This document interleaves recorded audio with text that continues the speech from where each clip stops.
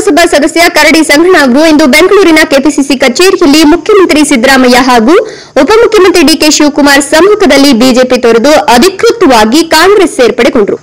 BJP ತೊರೆದಿರುವ Sanganna ಕರಡಿಯವರು 1978ರಲ್ಲಿ ಕಾಂಗ್ರೆಸ್ನಿಂದ ಟಿಡಿಪಿಗೆ ಆಯ್ಕೆ, ಜೊತೆಗೆ 1983ರಲ್ಲಿ ಜನತಾ ಪಕ್ಷದಿಂದ ಜಿಲ್ಲಾ ಪರಿಷತ್ಗೆ ಆಯ್ಕೆಯಾದರು. ಇನ್ನು 1989ರಲ್ಲಿ ಪಿಎಲ್ಡಿ ಬ್ಯಾಂಕ್ನ ಅಧ್ಯಕ್ಷರಾಗಿ ಆಯ್ಕೆಗೊಂಡರು. 1994ರಲ್ಲಿ ಪಕ್ಷೇತರರಾಗಿ ಕೊಪ್ಪಳ ವಿಧಾನಸಭಾ ಕ್ಷೇತ್ರದ ಶಾಸಕರಾಗಿಯೂ ಕೂಡ ಆಯ್ಕೆಯಾಗ್ತಾರೆ. 1999ರಲ್ಲಿ ಜೆಡಿಎಸ್ನಿಂದ ಮತ್ತೊಮ್ಮೆ ಶಾಸಕರಾಗಿ ಆಯ್ಕೆಯಾದರು. ಇನ್ನು 2004ರಲ್ಲಿ ವಿಧಾನಸಭಾ ಚುನಾವಣೆಯಲ್ಲಿ ಸೋಲು ಕಂಡ ಬಳಿಕ ಜೆಡಿಎಸ್ ಪಕ್ಷದ ಜಿಲ್ಲಾಧ್ಯಕ್ಷರಾಗಿ ಆಯ್ಕೆಯಾಗಿ 2008ರಲ್ಲಿ ಜೆಡಿಎಸ್ನಿಂದ 3ನೇ ಬಾರಿಗೆ ಶಾಸಕರಾಗಿ ಆಯ್ಕೆಯಾಗ್ತಾರೆ. ಇನ್ನು 2011ರಲ್ಲಿ ಉಪಚುನಾವಣೆಯಲ್ಲಿ ಬಿಜೆಪಿಯಿಂದ ಆಯ್ಕೆಗೊಳ್ತಾರೆ.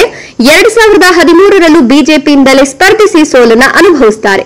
ಇನ್ನು 2013ರಲ್ಲೇ ಜಿಲ್ಲಾ ಬಿಜೆಪಿ ಅಧ್ಯಕ್ಷರಾಗಿ ಆಯ್ಕೆಯಾಗ್ತಾರೆ. 2014ರಲ್ಲಿ ಬಿಜೆಪಿಯಿಂದ ಲೋಕಸಭೆಗೆ ಆಯ್ಕೆಗೊಂಡು 2019ರಲ್ಲಿ ಬಿಜೆಪಿಯಿಂದ ಮತ್ತೊಮ್ಮೆ ಲೋಕಸಭೆಗೆ ಆಯ್ಕೆಯಾಗಿದ್ದಾರೆ.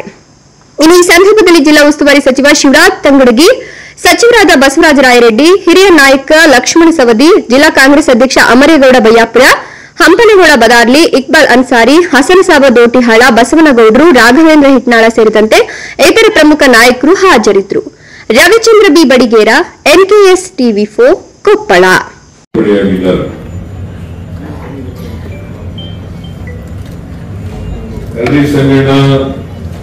ನನಗೆ ಹೊಸಬರೇನಲ್ಲ, ನಾವೆಲ್ಲ ಒಟ್ಟಿಗೆ ಕೆಲಸ ಮಾಡಿದ್ದೀವಿ.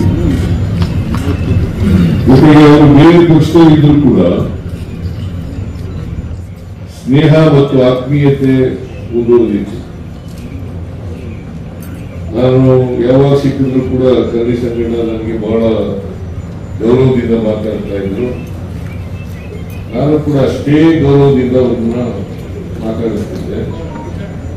ಮತ್ತೆ ಅನೇಕ ಸಭೆ ಸಮಾರಂಭಗಳಲ್ಲಿ ನಾವು ಅವರು ಕೂಡ ಒಟ್ಟಿಗೆ ಸೇರಿದ್ದೀವಿ.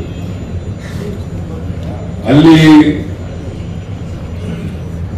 ರಾಜಕೀಯ ಪಕ್ಷಗಳು ಅವರವರ ನಿಲುವುಗಳನ್ನು ಮಾತ್ರ ವ್ಯಕ್ತ ಮಾಡ್ತಕ್ಕಂಥ ಕೆಲಸವನ್ನು ಮಾಡ್ತಾರೆ. ಅವರು ಬಿಜೆಪಿಯಲ್ಲಿದ್ದಾಗ ಬಿಜೆಪಿ ವಿಚಾರಗಳನ್ನು ಮಾತ್ರ ಹೇಳ್ತಾ ಇದ್ರು.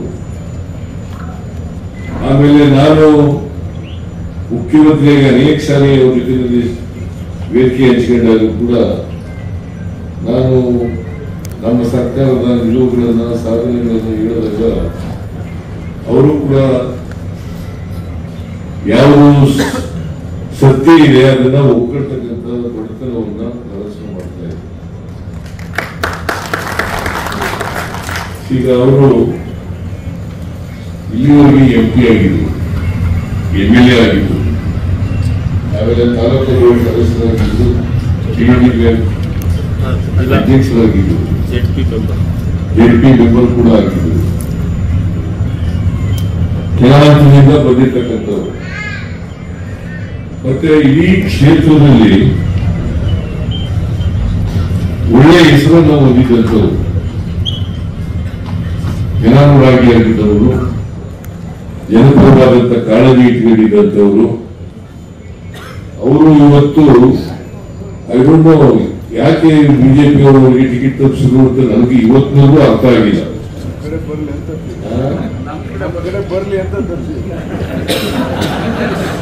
ಇವತ್ತಿನವರೆಗೂ ಅರ್ಥ ಆಗಿಲ್ಲ. ಯಾಕಂತಂದ್ರೆ ZP ಮೆಂಬರ್ ಆಗಿದ್ದಾಗ ಒಳ್ಳೆ ಹೆಸರು ತಗೊಂಡಿದ್ರು, ಅಲ್ಲ ಲೋಕಸಭಾ ಸದಸ್ಯರಾಗಿದ್ದಾಗ ಒಳ್ಳೆ ಹೆಸರು ಕೂಡ ಮಾಡಿದ್ರು, ಒಳ್ಳೆ ಕೆಲಸ ಕೂಡ ಮಾಡ್ತಾ ಇದ್ರು, ಜನಸಂಪರ್ಕ ಇದ್ರು. ಅಂತ್ಯದಲ್ಲಿ ಬಿಜೆಪಿಯವರು ಇವರಿಗೆ ಟಿಕೆಟ್ ಅನ್ನ ತರಿಸಿದ್ದಾರೆ. ಒಂದಂತೂ ನಿಜ, ಯಡಿಯೂರಪ್ಪನವರು ಅವ್ರ ಮಗನ ಮುಖ್ಯಮಂತ್ರಿ ಮಾಡಬೇಕು. ಅದಕ್ಕೆ ಅಲ್ಲಿ ಬಿಜೆಪಿನಲ್ಲಿ ಎರಡು ಪ್ರಬಲವಾದಂತ ಗುಂಪುಗಳಿದ್ದಾವೆ. ಒಂದು ಯಡಿಯೂರಪ್ಪನ ಗುಂಪು, ಇನ್ನೊಂದು ಸಂತೋಷ್ ಗುಂಪು. ಯಾರು ವಿಜಯನಗರಿಗೆ ಗುಂಪುಗಳಲ್ಲ, ಅವರೆಲ್ಲರೂ ಟಿಕೆಟ್ ತರಿಸ್ಕೊಂಡಿದ್ದಾರೆ. ಇದು ಒಂದು ಕಾರಣ. ಎರಡನೇ ಕಾರಣ ಏನಪ್ಪಾ ಅಂತಂದ್ರೆ, ಅವ್ರಿಗೆ ಗೆಲ್ತೀವಿ ಅಂತಕ್ಕಂಥ ವಿಶ್ವಾಸ ಇಲ್ಲ. ಕರ್ನಾಟಕದಲ್ಲಿ ಹೋದ್ ಸಾರಿ 25 ಸ್ಥಾನಗಳಿಗೆ ಗೆದ್ದುಬಿಟ್ಟಿದ್ರು.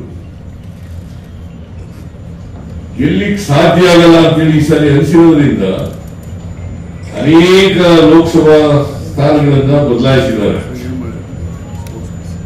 ಎರಡನೇದು ಮತ್ತೆ ಆಂಟಿ ಇನ್ಕಂಬೆನ್ಸಿ ಇದೆ, ಅವ್ರಿಗೆ ಬಹಳ ಆಂಟಿ ಇನ್ಕಂಬೆನ್ಸಿ ಇದೆ. ಸೊ ಆಂಟಿ ಇನ್ಕಂಬೆನ್ಸಿ ಇರೋದ್ರಿಂದ ಅವರು ನನ್ನ ಪ್ರಕಾರ ಕಾಂಗ್ರೆಸ್ ಪಕ್ಷ ಈ ಸಾರಿ